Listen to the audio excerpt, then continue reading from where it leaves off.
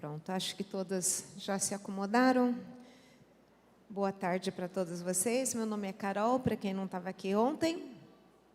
E eu quero falar com vocês sobre um assunto que eu quase vejo como o tema da minha vida. É algo que Deus... Sabe aquelas lições que Deus vai batendo muito na gente, né? Até aprender e ainda continua, porque...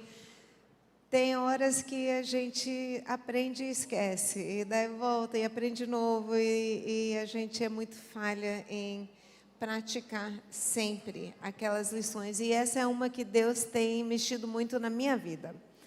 Mas antes de entrar no assunto, eu quero contar uma história verídica, de um pai e um filho. O nome, eles são da outra América, então o primeiro nome é mais fácil, que é Ricardo, mas o sobrenome é mais difícil, que é Hoyt. Mas aconteceu, acho que foi em 1962, que o casal teve um filho, e o filho, Ricardo, nasceu com paralisia cerebral. A corda umbilical estava muito enroscada no pescoço dele, ele ficou sem oxigênio por um bom tempo e teve essa sequela. Os médicos, vendo tudo aquilo, eles logo falaram para o casal, olha, esqueça dele, coloque numa instituição, ele nunca vai desenvolver, nunca vai servir para nada, esqueça dele e toque sua vida. Só que os pais, ao observarem o pequeno Ricardo, eles viram que ele o seguia com seus olhos. E ele observava tudo. Eles pensaram, não, esse menino tem inteligência. Então, eles decidiram tratá-lo o máximo possível de uma forma normal. Investiram nele, a mãe fez de tudo quanto é coisa para ele aprender. Ela fazia letra com aquele papel com areia, né, que é bem... as coisas para ele sentir no tato, né, o formato das coisas. Ela colocou por escrito na casa inteira o nome de cada coisa e ele foi se desenvolvendo. Quando ele tinha 11 anos, eles conseguiram um computador com um programa especial que facilitou, na verdade, que fez com que ele pudesse comunicar. E, com isso, eles descobriram que o Ricardo era muito inteligente. Foi uma luta, mas conseguiram convencer a escola de deixá-lo assistir na escola normal, escola pública, e ele passou a frequentar a escola. Isso com 11 anos. Ele acabou se formando, ainda foi para a Universidade de Boston, onde ele se especializou em comunicação para pessoas na educação especial. E ele acabou trabalhando com uma firma para desenvolver sistemas para ajudar as pessoas com qualquer tipo de necessidade, qualquer tipo de deficiência, a poder comunicar. Mas antes disso, quando ele tinha uns 15 anos, mais ou menos, a escola dele promoveu uma corrida. Um atleta da escola sofreu um acidente e ficou paralisado. Então, a escola promoveu uma corrida para levantar recursos para esse jovem. E o Ricardo falou para o pai dele, eu quero correr na corrida. O pai, que já era aposentado com seus 36 anos, era tenente-coronel, e ele pensou, bom, deixa eu me treinar, né, para eu poder correr empurrando meu filho na cadeira de rodas. E foi uma corrida de 5 quilômetros. Eles participaram na corrida e, quando terminaram, o Ricardo falou para o pai dele, pai, quando eu estou correndo, parece que eu não tenho nenhuma deficiência. Com isso, o pai começou a se treinar. E os dois formaram um time. Até o ano de 2016, o time Hoyt, como eles eram conhecidos, ficaram famosos, havia competido já em 1.130 eventos de resistência, incluindo 72 maratonas. Você sabe quanto que é uma maratona? São 42 quilômetros corridos. Eles competiram em 72 maratonas. Competiram também em 6 triatlos de homem de ferro, isso é, quase 4 quilômetros a nado. Depois, 180 quilômetros de bicicleta. E daí você termina com apenas uma maratona de 42 quilômetros corridos. Isso que é uma corrida, um triatlo homem de ferro. Também correram na maratona de Boston, que é o mais conhecido, 32 vezes. E andaram de bicicleta e correram atravessando os Estados Unidos inteiro, e isso dá 6.011 quilômetros, e fizeram isso em 45 dias. Quando eles participavam de triatlos, o Ricardo sentava num barco, o pai amarrava a corda no peito e ele nadava os 4 quilômetros puxando o Ricardo. Na prova de ciclismo, eles tinham uma bicicleta especial que tinha uma cadeira bem na frente, o Ricardo sentava ali e o pai pedalava. E daí, na corrida da maratona, ele tinha uma cadeira de rodas e o pai empurrava. Em 2008, ambos foram empossados no Hall de Fama do Homem de Ferro. E em 2013, uma estátua de bronze em honra dos dois foi dedicada bem perto do início do local do início da maratona de Boston. Agora, o Ricardo não tinha chance nenhuma de competir em qualquer prova atlética, mas decidiu depender do seu pai, e os dois impactaram muita gente. Qual é o assunto que eu quero falar hoje? Vamos conversar sobre a dependência. Uma dependência total, que é isso que Deus pede de nós, é isso que Jesus pede de nós. Foi Jesus quem falou: sem mim, nada podeis fazer. Será? Você pensa assim? Que sem Jesus, nada você consegue fazer? Talvez a gente até concorde na cabeça. Não, Jesus falou é verdade. Mas nós vivemos pensando, mas sem Jesus, pelo menos um pouco, eu consigo fazer sozinha. Ou até algumas coisas, ou muito, ou tudo eu consigo. A gente vê aquele versículo tão lindo de João Batista que diz: convém que ele cresça e que eu diminua. Mas, na verdade, a gente prefere mais ou menos assim: convém que ele cresça e que me leve junto, que eu cresça junto com ele. Né? Essa coisa de dependência, de impotência, de não poder nada na nossa própria força, não soa tão bonito, tão bem. Parece que a gente é incapaz. E ninguém gosta de ser incapaz. Mas Jesus falou: sem mim, nada podeis fazer. Agora, por que isso acaba sendo tão estranho para a gente? Porque na vida normal, nós crescemos na independência, não é? Todos que já tiveram filho ou viram recém-nascido. Eu estou com uma netinha mais nova, agora está com 2 meses de idade. Não faz nada sozinha, quer dizer, ela consegue chorar sozinha, ela consegue sujar a fralda sozinha e dormir, né? Mas fora isso, você tem que dar de mamar, você tem que trocar a roupa dela, você tem que segurar, ela não para sentada, ela não anda, ela não vai a lugar nenhum. Mas na vida normal, natural, nós queremos que não fique assim, que cresça. Eu tenho um neto de 2 anos que já quer se vestir sozinho, e se veste, né? Um shorts, uma camiseta de manga comprida, uma meia, cada pé de uma cor, um sapato no pé errado, um boné que não combina com nada, mas se vestiu, já está bem mais independente, né? Então, os nossos filhos vão crescendo na independência, eles aprendem a comer papinha, aprendem a sentar, daqui a pouco está andando, está correndo, aprende a ler, a andar de bicicleta e vai até se tornar um adulto independente. Não é esse o nosso objetivo para os nossos filhos? Que eles vão crescendo até chegar numa vida independente. Essa é a vida comum, normal, natural. Mas a vida espiritual é exatamente o contrário.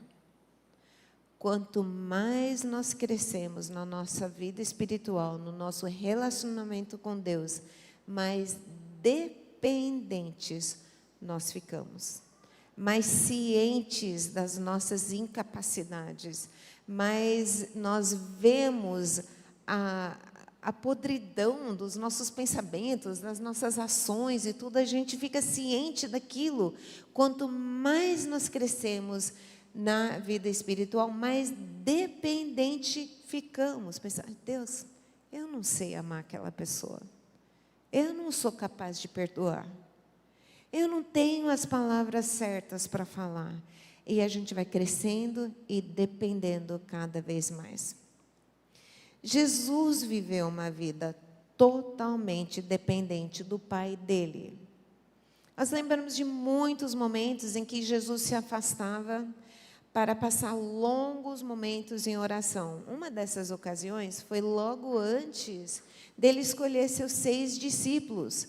Lucas 6,12, não é o nosso texto, mas eu vou ler para vocês. Lucas 6,12 diz assim: num daqueles dias, Jesus saiu para o monte a fim de orar e passou a noite orando a Deus. Na manhã seguinte, ele escolheu os seus seguidores mais próximos, os seus 12 discípulos. E é Jesus que nos ensina sobre uma vida dependente, algo que ele ensinou, mas algo que ele viveu.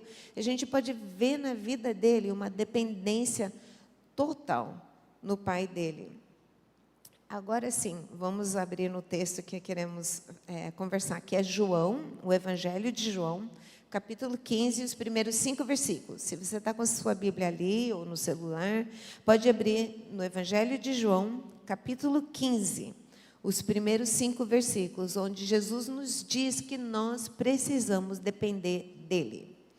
João 15, 1, diz assim, Jesus falando: eu sou a videira e meu pai é o agricultor. Todo ramo que estando em mim não dá fruto, ele corta. E todo que dá fruto, ele poda, para que dê mais fruto ainda. Vocês já estão limpos pela palavra que lhes tenho falado. Permaneçam em mim, e eu permanecerei em vocês. Nenhum ramo pode dar fruto por si mesmo, se não permanecer na videira. Vocês também não podem dar fruto, se não permanecerem em mim. Eu sou a videira, vocês são os ramos. Se alguém permanecer em mim e eu nele, esse dará muito fruto, pois sem mim vocês não podem fazer coisa alguma. Jesus usa uma ilustração muito óbvia, né? Muito assim, natural, de uma videira, a videira e os ramos. Os ramos só conseguem produzir fruto se permanecerem no ramo. Não sei se vocês aqui no Nordeste, vocês têm um pé de jabuticaba? Tem por aqui? Então, vocês conhecem, né? Como é a jabuticaba, cresce bem ali no tronco, né? É bem engraçado, até parece que tem uma doença, alguma coisa, tudo cheio de pelotinha, né? E cresce bem no tronco e nos galhos, né? Todas as frutas ali penduradas. No sítio onde o meu filho mora, que fica uns 8 quilômetros da minha casa, tem muito pé de jabuticaba. E vamos supor que eu não quero o trabalho de ir até lá, né, subir no pé e começar a colher a fruta para levar para casa. Seria muito mais cômodo, muito mais fácil eu cortar alguns galhos e levar para minha casa. Mas será que eu vou fazer isso? Não, porque não adianta. Uma vez que você corta fora o galho, acabou. Não vai produzir fruto nenhum. Não vai nunca mais produzir fruto. Uma vez eu fiz exatamente isso, só que com pé de amora, para uma ilustração. Já tinha umas amoras ali. Quer dizer, eu não quebrei. Um dos meus netos quebrou o galho, eu aproveitei do galho quebrado e levei para mostrar. No dia seguinte, as folhas já tinham murchado. Aquelas amoras que estavam quase para amadurecer, não amadureceram. Acabou. Se você cortar fora do tronco, não tem mais vida. A seiva não não chega, e acabou. E é isso que Jesus está falando. Se nós não permanecemos nele, se nós não dependemos dele, a gente não consegue produzir fruto, não vai dar certo. Para continuar frutificando, precisamos permanecer conectados no tronco. Mas, por alguma razão, nós pensamos que até conseguimos produzir frutos para o reino de Deus na nossa própria força, sem depender da videira. Vamos pensar em algumas coisas. Muitas coisas que a gente faz durante o dia já são hábitos. A gente faz até sem pensar, né? Você acorda, você se arruma, você prepara um café, depois limpa a cozinha, lava a louça. É muita coisa que não exige muito da nossa cabeça. A gente já entra meio no automático ali e vai. Eu preciso depender para fazer essas coisas? Bom, vamos pensar.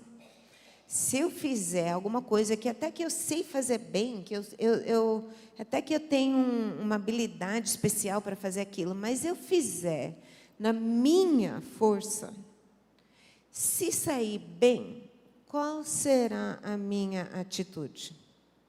De orgulho, de me esnobar? Não será algo que produzirá fruto, que permanecerá. Então, até nas coisas assim que a gente até que faz bem, precisamos depender. O normal nosso, quando vem um problemão daqueles que a gente não tem a mínima ideia de como resolver, uma dificuldade, talvez de saúde, ou financeira, ou relacional, alguma coisa que a gente está, assim, sem saber, nessas horas até que normalmente nós dependemos. Deus, por favor, haja aqui, porque eu não sei o que fazer. Me dê a sabedoria, me dê aquilo que eu preciso, porque eu não sei o que fazer. Mas a gente não depende tanto naquelas coisas mais fáceis, né? Naquelas coisas de corriqueiras, né? Deus, me ajude a ser paciente com meu filho. Me ajude a falar com amor com meu marido. Me ajude com aquela minha amiga que só fala e nunca deixa eu falar nada. Me dê um entendimento, uma paciência. Nessas coisas parece que a gente pensa, não, isso daí eu não preciso depender. Só que Jesus está falando para nós, precisamos depender em tudo. E eu quero destacar 3 áreas onde nós precisamos depender. 3 áreas que normalmente nós não pensamos nisso. As 3 são dependência nos pensamentos, nas palavras e na prática. Tudo com P, para ficar fácil, tá? Então, vamos começar com os pensamentos. Dependência nos pensamentos. É muito fácil achar que o pensamento é particular. Acontece dentro da minha cabeça. Não afeta ninguém. Ninguém vai saber o que eu estou pensando. Então, é da minha conta. Eu não preciso depender. Mas nós somos advertidos a cuidarmos dos nossos pensamentos. A verdade é que nós estamos num diálogo constante conosco mesmos. Eu falo mais para mim mesma do que qualquer outra pessoa. Eu analiso, eu interpreto. Mas será que tudo que passa na minha cabeça é verdade? Será que os meus pensamentos estão de acordo com aquilo que Deus diz? Quantos de vocês já tiveram uma conversa imaginária na sua cabeça, né? Aconteceu alguma coisa, alguém falou algo que te magoou, te irritou, e você fica ruminando aquilo, né? Mas então, quando eu encontrar com aquela pessoa, aí ela vai falar assim, e daí eu vou responder dessa forma, mas daí a reação dela vai ser assim, e eu vou... Gente, nem aconteceu aquilo e eu já estou maquinando toda uma conversa imaginária na minha cabeça. Será que isso glorifica a Deus? Essa é uma vida dependente em Deus? Nós também processamos muito a nossa identidade através dos nossos pensamentos. Nós processamos a realidade em torno da nossa identidade. Mas será que é o certo? Por exemplo, eu engordei alguns quilos. Logo na minha cabeça, eu sou feia. Ou meu filho me desobedeceu. Eu sou um fracasso como mãe. Eu fiz um erro nas contas. Sou irresponsável como mordoma. Eu brigo com meu marido. Ai, eu sou uma péssima esposa. Eu esqueci de comprar o ingrediente principal para o almoço no dia que os visitantes vieram. Ai, mas é que eu sou um desastre na cozinha. Está vendo como os nossos pensamentos já querem formar a nossa identidade? Acontece no positivo também. Eu sou elogiada pela aparência, mas é porque eu sou muito bonita. Ou meu filho sai bem na escola ou no esporte, mas isso é porque eu sou um sucesso como mãe. Nós conseguimos realizar um sonho financeiro. É porque eu sou eficiente administradora das finanças. Meu marido está encantado comigo, mas aqui eu sou mulher virtuosa e atraente. Eu fiz um almoço delicioso, é porque eu sou Masterchef. Está vendo como a gente vai de um lado para o outro, né? Tudo aqui dentro da cabeça. Mas a verdade é que as circunstâncias não ditam quem eu sou. A minha identidade não está baseada naquilo que acontece ao meu redor. Mas o que a Bíblia tem a nos dizer sobre os nossos pensamentos?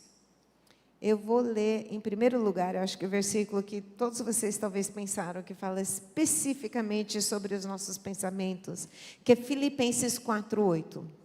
Filipenses 4:8 diz assim: finalmente, irmãos, tudo o que for verdadeiro, tudo que for nobre, tudo que for correto, tudo que for puro, tudo que for amável, tudo que for de boa fama, se houver algo de excelente ou digno de louvor, pensem nessas coisas.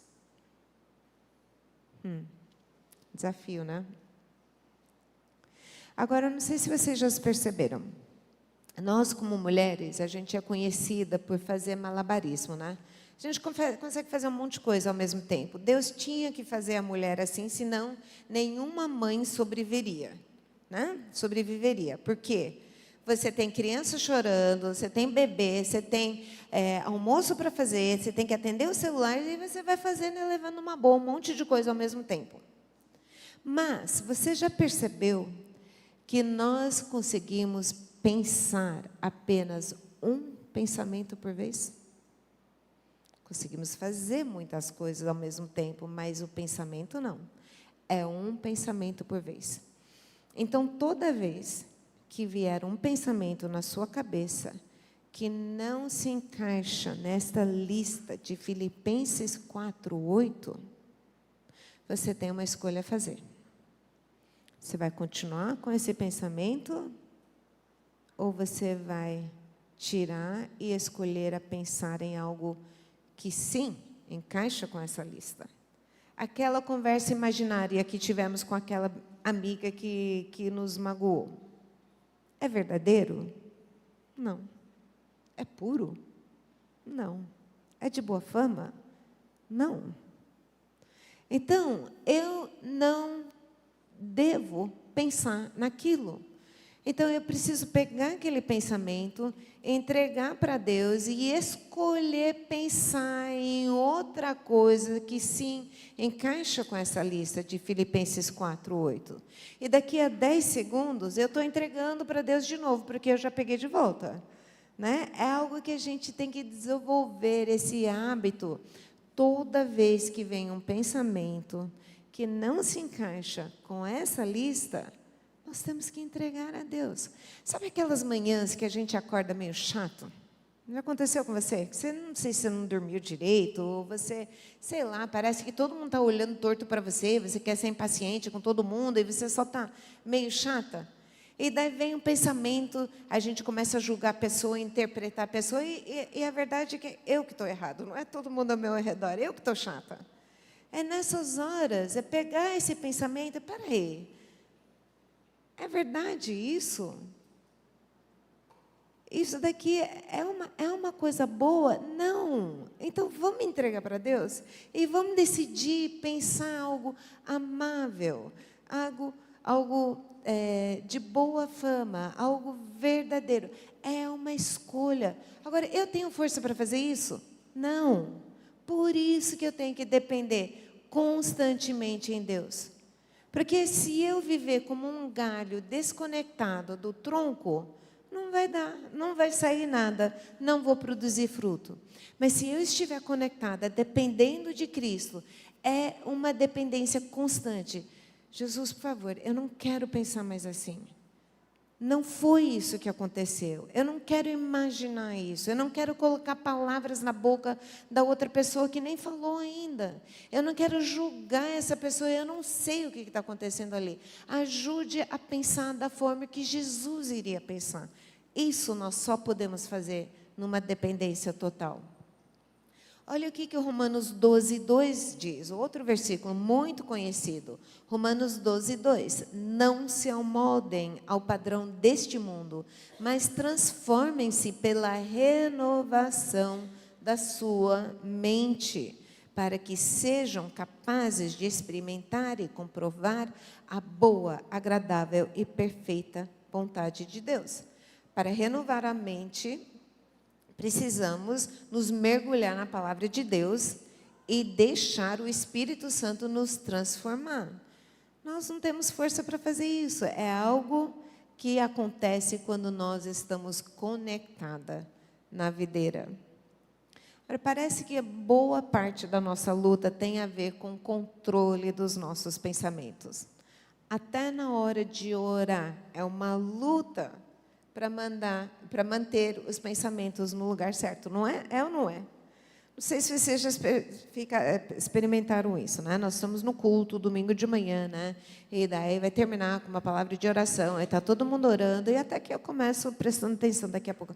Aí, chegando em casa, eu tenho que fazer o almoço, eu tenho que pôr o arroz para fazer isso, e foi.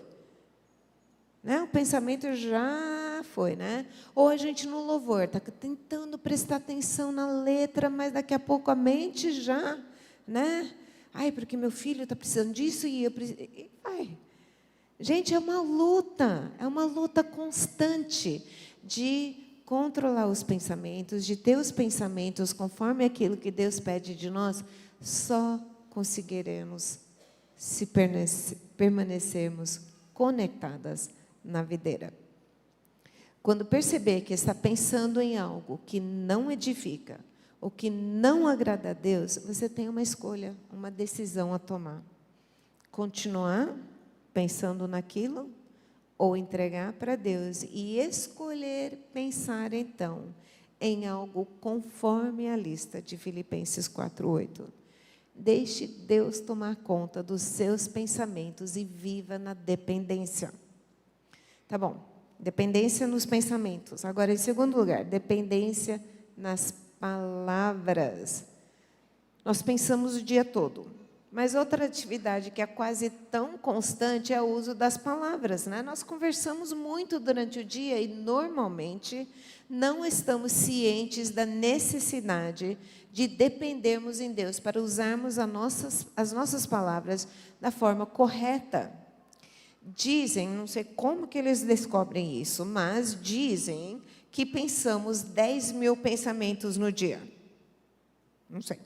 Também dizem que falamos 20.000 palavras por dia. Ou seja, nós falamos 2 vezes mais do que nós pensamos. Já por aí já não é legal. Falar 2 vezes mais aquilo que a gente pensa não é uma coisa boa. Melhor pensar antes de falar, né? Mas olha aqui que a Bíblia diz sobre as nossas palavras, o uso da nossa boca. Provérbios 10:19 diz assim: quando são muitas as palavras, o pecado está presente, mas quem controla a língua é sensato. Mais um de Provérbios, Provérbios 13:3. Quem guarda a sua boca, guarda a sua vida, mas quem fala demais acaba se arruinando. Você já falou demais numa conversa e depois se arrependeu? Acho que todas nós, né? a conversa estava indo lá, né? E a gente queria participar, e daí de repente soltou uma coisa só para chamar a atenção e falou algo que não deveria ter falado. Quem fala demais acaba se arruinando. Provérbios 15, 28. O justo pensa bem antes de responder, mas a boca dos ímpios jorra o mal. Falar bem depende de pensar bem, né? Mateus 12, 34 diz que a boca fala daquilo que está cheio o coração, ou seja, aquilo que nós ficamos ruminando em algum momento vai sair. Então nós temos que cuidar tanto dos pensamentos como daquilo que nós falamos. Lucas 4, 22 está descrevendo Jesus e falava assim: todos falavam bem dele e estavam admirados com as palavras de graça que saíam de seus lábios. Imagine como deve ter sido conversar com Jesus. Todas nós conhecemos alguém que é pura graça, né? Que toda vez que abre a boca dela, sai graça. Como é gostoso conversar com alguém assim. Ela te anima, ela te encoraja, ela fala palavras assim que te abençoa e deve ter sido assim para conversar com Jesus. É isso, Deus quer que nós usemos a nossa boca, as nossas palavras, para ministrar graça para as pessoas. Salmo 19, 14, uma oração que todas nós deveríamos fazer todos os dias, diz assim: que as palavras dos meus lábios e o meditar do meu coração sejam agradáveis na tua presença, Senhor, rocha minha e redentor meu. Isso fala tanto do pensar, né, o meditar, e do falar. Exemplos práticos durante o dia, né? Você está conversando com uma amiga que está aconselhando. Antes de falar, ore, Deus me dê sabedoria, por favor, me ajude a falar com essa minha amiga. Ou talvez você está conversando com sua mãe, que sabe falar exatamente aquelas coisas que te irritam, te machucam. Senhor, me ajude a ver a necessidade do coração dela e conversar de uma forma meiga. Ou uma confrontação com seu filho, seja adolescente, seja criança. Senhor, não me deixe descontar nele de uma forma irritada, mas me ajude a entender o que está passando ali. Um patrão, um colega de trabalho ou na escola que não sai do teu pé. Deus, por favor, me dê a paciência, me dê palavras graciosas. Conversa só para jogar tempo fora. Aproveitar a oportunidade para transmitir graça. Ou relatar algo que aconteceu. Você está numa conversa, você está contando o que aconteceu. Te falar apenas aquilo que realmente aconteceu e não enfeitar um pouquinho para ficar mais interessante. Tudo isso é importante no uso das palavras. Gente, é muita coisa. Eu sou capaz disso? Não. Lembre que Jesus falou: sem mim, nada. Nada não deixa nada de exceção. Não é, não, uma coisinha aqui ou ali. Não, sem mim, nada podeis fazer. Gente, isso é impossível para nós. Ninguém consegue pensar sempre tudo aquilo que é exatamente aquilo que Deus quer que a gente pense. Ninguém consegue falar sempre apenas palavras graciosas, amorosas, aquelas que vão beneficiar aquele que ouve. Nós não conseguimos, mas Jesus consegue. E Ele já conseguiu. E é Jesus que está falando: sem mim vocês não vão conseguir. Por isso é tão importante depender de mim. Dependam de mim. Deixe que a minha vida, a seiva, flua do tronco para os ramos, para os galhos, para que vocês produzam fruto. Então precisamos depender nos pensamentos, nas palavras e também na prática, aquilo que eu faço. Eu preciso agir também numa dependência total. Muito que fazemos durante o dia já virou hábito. Eu não preciso pensar muito na hora de passar uma roupa. A gente já sabe fazer. Muito que a gente faz, a gente vai fazendo e nem pensa. Mas nós precisamos lembrar que tudo que procede de nós, da nossa própria força, não agrada a Deus. Apenas a vida de Cristo sendo vivida através de nós poderá produzir fruto. Então vamos imaginar, eu estou passando uma roupa. Eu posso passar reclamando que eu estou morrendo de calor e eu não queria estar fazendo isso, e por que tem tanta roupa para eu passar? E a semana que vem eu vou ter que fazer tudo de novo, e eu posso ficar tudo nisso. Ou eu posso usar esse tempo, já que eu não preciso pensar muito nisso, eu posso orar por alguém, eu posso decorar versículos, eu posso ouvir músicas de louvor, eu posso ouvir uma mensagem, eu posso aproveitar muito bem esse tempo. Uma forma vai produzir frutos e outra não. Então, até naquilo que a gente faz assim de hábito, sem pensar, nós precisamos depender em Cristo. Jesus, mesmo sendo Deus, dependia plenamente no seu Pai. Em João 15:18, é uma situação em que os judeus queriam matar Jesus, porque ele estava dizendo que Deus era o seu próprio Pai. Aí, nos versículos 19 e 20 de João 5, Jesus lhe deu essa resposta. Eu lhes digo verdadeiramente que o Filho não pode fazer nada de si mesmo. Só pode fazer o que vê o Pai fazer. Porque o que o Pai faz, o Filho também faz. Pois o Pai ama o Filho e lhe mostra tudo o que faz.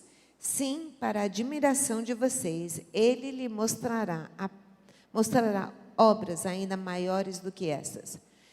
Jesus deixou claro que o objetivo dele era obedecer o Pai e depender dele. Gente, Jesus é Deus. Jesus é perfeito. Ele dependia do Pai. Se Jesus, enquanto na terra, em forma humana, viu a necessidade de uma dependência completa, quanto mais nós. João 6,38 diz: pois desci dos céus não para fazer a minha vontade, mas para fazer a vontade daquele que me enviou. Jesus viu, o propósito de Jesus não era de correr atrás da sua própria vontade, mas era totalmente oposto. Isso daí é totalmente oposto da nossa natureza pecaminosa. Jesus sempre buscava a vontade do Pai, o prazer do Pai, a dependência do Pai. O natural nosso é sempre buscar aquilo que eu quero, a minha satisfação, a minha vontade. Isso que é natural para o ser humano. E Jesus está falando, não seja assim. Dependa de mim. Pense naquilo que Deus está pedindo de nós. O normal é pensar em nós e nos nossos desejos, mas Jesus quer que sejamos diferentes. Jesus dependeu de Deus em tudo. E ele falou em João 14:31, todavia, é preciso que o mundo saiba que eu amo o Pai e que faço o que meu Pai me ordenou. Jesus deixou muito claro, o objetivo dele era fazer aquilo que o Pai lhe mandou. E ele pede de nós exatamente aquilo que ele mesmo fez. Jesus não questionava, ele não barganhava, ele não tinha uma ideia melhor. Eu queria ser assim, mas eu reclamo. Eu tenho uma ideia melhor. Né? A gente até, às vezes, começa bem. Né? Eu vou fazer isso na total dependência de Deus. Só que daí acontece alguma coisa que não foi bem assim como eu planejava. E daí, peraí. Eu acho que eu tenho uma ideia melhor.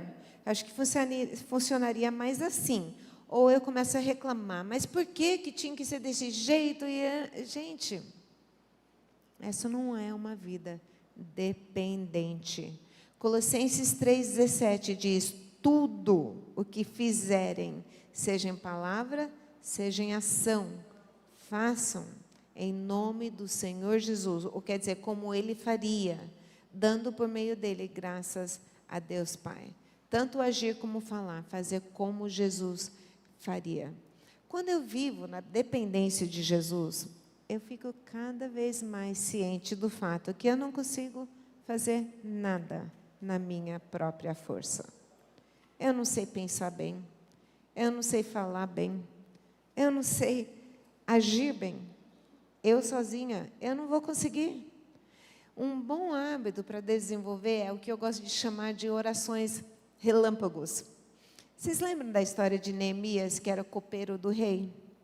E ele era o copeiro e a obrigação dele era de levar a comida, o vinho para o rei. Ele experimentava primeiro para ver se não estava envenenado ou não. Que ocupação ruim, né? Ele tomava primeiro, depois ele dava para o rei. E era uma obrigação do copeiro sempre entrar na presença do rei com um semblante feliz. Não podia nunca estar triste ou desanimado na presença do rei. Só que, um dia, Neemias recebeu informação, um relatório do seu irmão porque ele estava no cativeiro, né?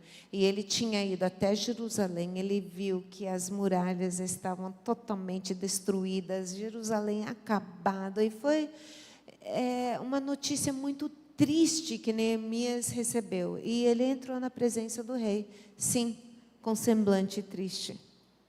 Poderia ter sido pena de morte, mas, pelo jeito, ele era um bom copeiro e o rei perguntou para ele, Neemias, o que houve? O que aconteceu? E olha que interessante, naquela situação em que ele corria um grande risco, ele falou assim, Deus agiu no coração dele. Quando o rei perguntou, o que gostaria de pedir?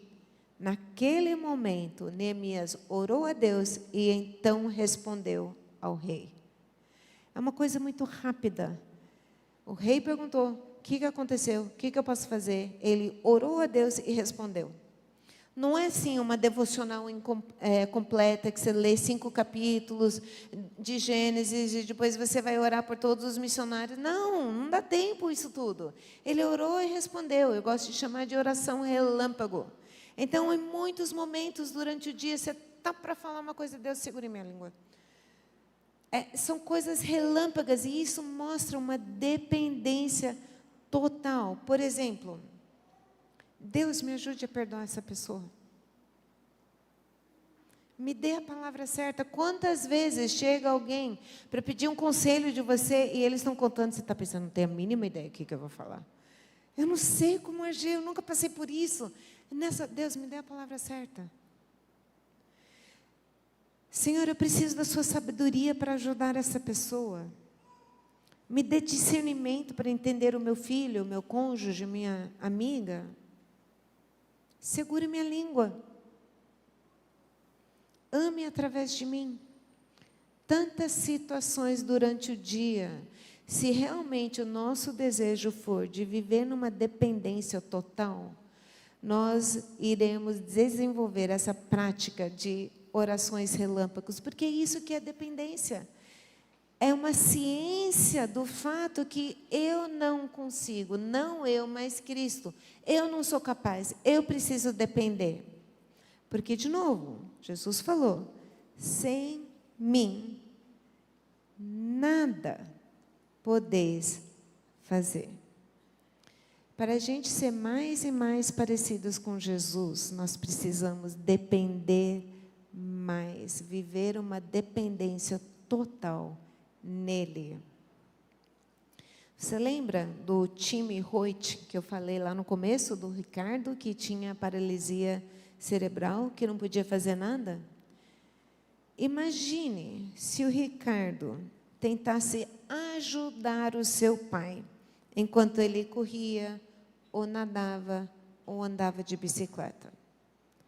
Qualquer coisa que tivesse feito, teria apenas atrapalhado o desempenho do seu pai. A única coisa que ajudaria era ficar sentadinho, quietinho, deixando o pai fazer todo o trabalho.